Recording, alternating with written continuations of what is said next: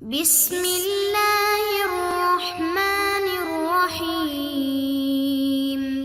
السلام علیکم معزز طلبہ کرام، آپ سب کیسے ہیں؟ آج ہم نور الانوار کے سبق نمبر 75 کو پڑھیں گے، اور آج کے سبق کا عنوان ہے قضاء کے حکم کا متعدی ہونا۔ اور آج کے ہمارے سبق کی عبارت فعدینا حکم القضاء سے شروع ہوتی ہے۔ آئیے سب سے پہلے عبارت پڑھ کے اس کا ترجمہ کرتے ہیں، اس کے بعد اس کی باقاعدہ وضاحت کی طرف بڑھتے ہیں۔ مصنف علیہ رحمہ لکھتے ہیں فعدینا حکم القضاء الی ما لم يرد فيه نص وهو المنظور من الصلاة والصيام والاعتکاف۔ فرمایا کہ ہم نے قضاء کے حکم کو اس چیز کی طرف متعدی کر دیا ہے جس میں کوئی نص وارد نہیں ہوئی ہے، مثلا نظر کی نماز، نظر کا روزہ، نظر کا اعتکاف۔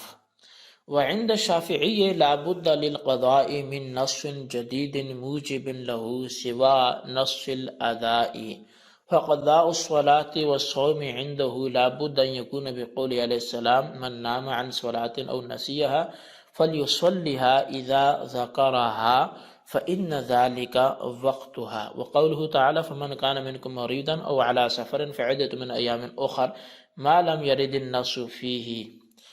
اور فرمایا کہ امام شافعی کے نزدیک قضاء کے لیے ادا کی نص کی سوا ایک ایسی جدید نص کا ہونا ضروری ہے جو قضاء کو واجب کرتی ہو۔ بس امام شافعی کے نزدیک ضروری ہے کہ نماز اور روزے کی قضاء حضور علیہ السلام کے قول من نام عن صلاة او نسیها فلیصلیها اذا ذکرها فإن ذلك وقتها، اور باری تعالیٰ کے قول فمن کان منکم مریضا او علی سفر فعدۃ من ایام اخر کے سبب سے ہو۔ وما لم يرد النص فيه انما يثبت القضاء بسبب التفويت الذي يقوم مقام نص القضاء، فلا تظهر ثمرة الخلاف بيننا وبينه الا في الفوات، فعندنا يجب القضاء في الفوات وعنده لا۔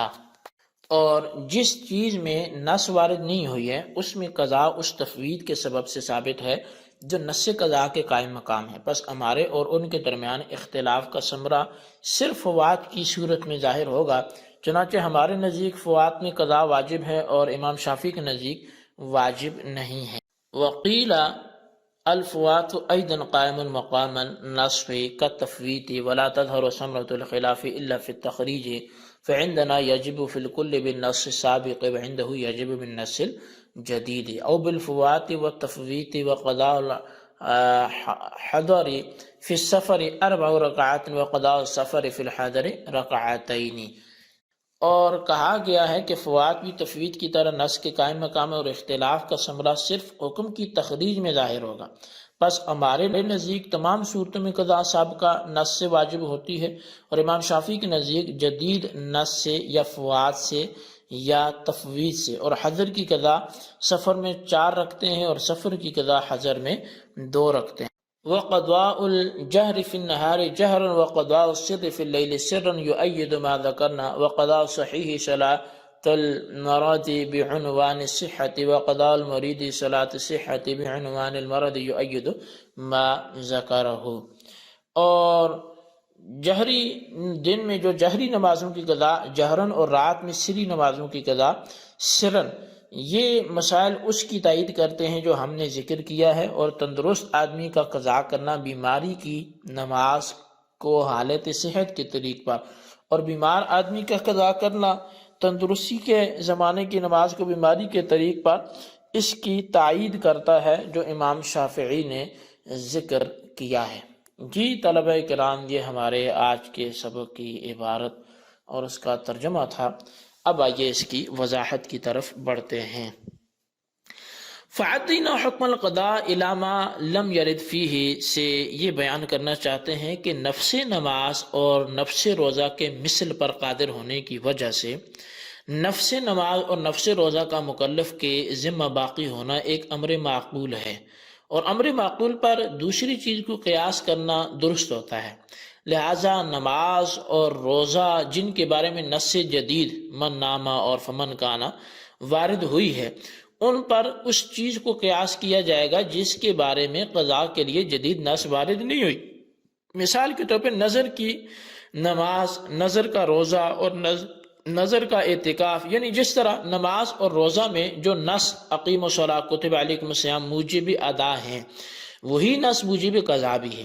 اسی طرح نظر کی چیزوں میں جو نص ولیوفوا نذورہم موجب ادا ہے، وہی نص موجب قضا ہے۔ لیکن اس پر یہ اعتراض ہو سکتا ہے کہ جس چیز میں قضا کے لیے جدید نص وارد نہیں ہوئی ہے، یعنی نظر، اس کی قضا قیاس کے ذریعے ثابت ہوگی، اور قیاس موجب ادا کے علاوہ خود ایک جدید سبب ہے، یعنی بقول آپ کے شے منظور کی ادا تو نص سے واجب ہوئی ہے اور اس کی قضا قیاس سے واجب ہوئی ہے، تو گویا وجوب ادا کا سبب اور ہوا اور وجوب قضا کا سبب اور ہوا۔ تو حالانکہ یہ بات مذہب حناف کے تو خلاف ہے، تو اس کا جواب یہ ہے کہ قیاس فقط مظہر ہے، یعنی حکم کو ظاہر کرنے والا ہے اور مثبت نہیں ہے، حکم کو ثابت کرنے والا نہیں ہے۔ لہٰذا نظر میں قضا تو اسی نص سے واجب ہوئی ہے جس سے ادا واجب ہوئی تھی، مگر اس کا اظہار قیاس سے ہوا اور اس کے جواب کے بعد کوئی اعتراض واقع نہیں ہوگا۔ صاحب نور الانوار کہتے ہیں کہ حضرت امام شافعی کے نزدیک قضا کے لیے نص ادا کے علاوہ چونکہ دوسری نص کا ہونا ضروری ہے، اس لیے ان کے نزدیک نماز کی ادا اقیم الصلاۃ سے واجب ہوگی اور اس کی قضا منع عن صلاۃ الحدیث سے واجب ہوگی، اور روزے کی ادا کتب علیکم الصیام سے واجب ہوگی اور اس کی قضا فمن کان منکم مریضا سے واجب ہوگی۔ اور جس چیز کی قضا کے لیے جدید نص وارد نہ ہوئی ہو، اس کی قضا کا سبب تفویض یعنی فوت کر دینا ہوگا، کیونکہ تفویض مکلف کی طرف سے تعدی اور ظلم ہے، اور تعدی زمان کا سبب ہوتا ہے، لہذا تفویض بھی زمان یعنی قضا کا سبب ہوگا، اور نص قضا کا قائم مقام، نص جو ہے وہ قضا کا قائم مقام ہوگا۔ پس ہمارے اور شوافی کے درمیان اختلاف کا ثمرہ صرف فوات کی صورت میں ظاہر ہوگا۔ مثلا ایک شخص نظر کے دن میں بیمار ہو گیا یا دیوانہ ہو گیا اور نماز یا روزہ ادا نہ کر سکا، تو ہمارے نزدیک چونکہ قضا کا سبب وہی ہے جو ادا کا سبب ہے، اس لیے فوت ہونے کی صورت میں بھی قضا واجب ہوگی۔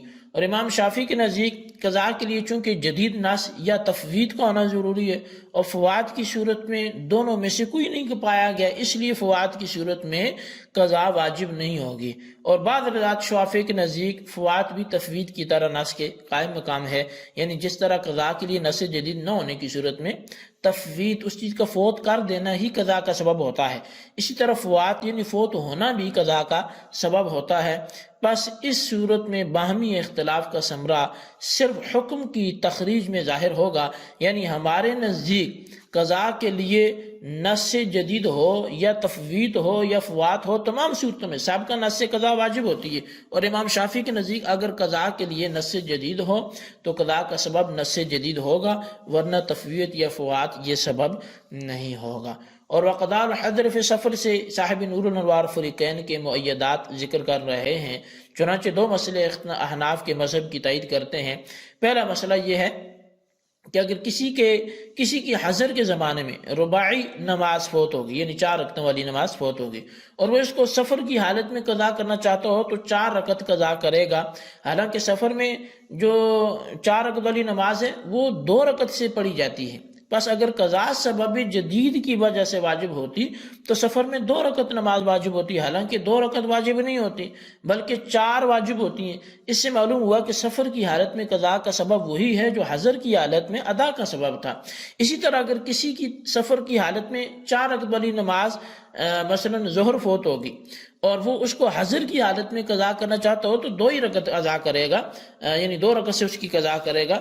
اس سے بھی معلوم ہوا کہ قضا کسی سبب جدید کی وجہ سے واجب نہیں ہوتی بلکہ اسی سابقہ ہی سبب سے ہوتی ہے۔ دوسرا مسئلہ یہ ہے کہ اگر کسی کی جہری نماز مثلا مغرب عشاء فوت ہو گئی اور وہ اس کی قضا دن میں کرنا چاہتا ہو تو قرات جہرن کرے گا، چنانچہ اگر باجماعت قضا کرنے کا ارادہ ہے تو امام پر جہر کرنا واجب ہے، اور اگر قضا کرنے والا منفرد ہے تو جہر کرنا افضل ہے۔ اسی طرح اگر کسی کی سری نماز مثلا ظہر اثر فوت ہو گئی اور وہ ان کو رات میں قضا کرنا چاہتا ہو تو امام ہو یا منفرد دونوں کے لیے سرن قرات کرنا واجب ہوگا۔ یہ مسئلہ بھی اس بات کی تائید کرتا ہے کہ قضا کا سبب وہی ہے جو ادا کا سبب ہے۔ 2 مسئلے حضرت امام شافعی کے مذہب کی تائید کرتے ہیں، ان میں سے پہلا مسئلہ جو ہے وہ یہ ہے کہ ایک شخص جو قیام، رکوع، سجدے پر قادر نہیں تھا، اس کی نماز فوت ہوگی. اب اگر وہ اس کو تندرستی کے زمانہ میں قضا کرنا چاہتا ہو تو صحت اور تندرستی کے طریقے پر ہی قضا کرے گا، یعنی قیام، رکوع، سجدے کے ساتھ قضا کرے گا. دوسرا مسئلہ یہ ہے کہ اگر کوئی بیمار شخص جو قیام وغیرہ پر قادر نہ ہو، تندرستی کے زمانہ میں نمازیں جو اس کی قضا کرنا چاہتا ہو تو بیماری کی نماز کے طریق پر بغیر قیام وغیرہ کے قضا کرے گا. ان دونوں مسئلوں میں ادا اور قضا چونکہ دونوں متفاوت ہیں، اس لیے معلوم ہوا کہ قضا کا سبب ادا کے سبب کا غیر ہے.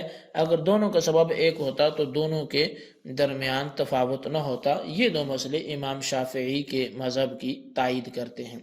جی طلبہ کرام، یہ ہمارا آج کا سبق تھا. آج کے سبق کو اچھی طرح سمجھیں، اس کے مفہوم کو خلاصتاً رجسٹر پر لکھیں، بالخصوص ان سوالات کے جوابات دیں.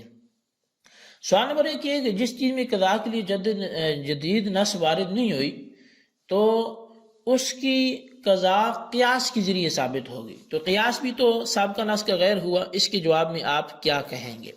اور سوال نمبر 2 یہ ہے کہ احناف کے مذہب کی تائید پر کوئی ایک مثال پیش کریں. اللہ تبارک و تعالیٰ سے دعا ہے جو کچھ ہم نے پڑھا سنا اسے یاد رکھنے کی توفیق نصیب فرمائے.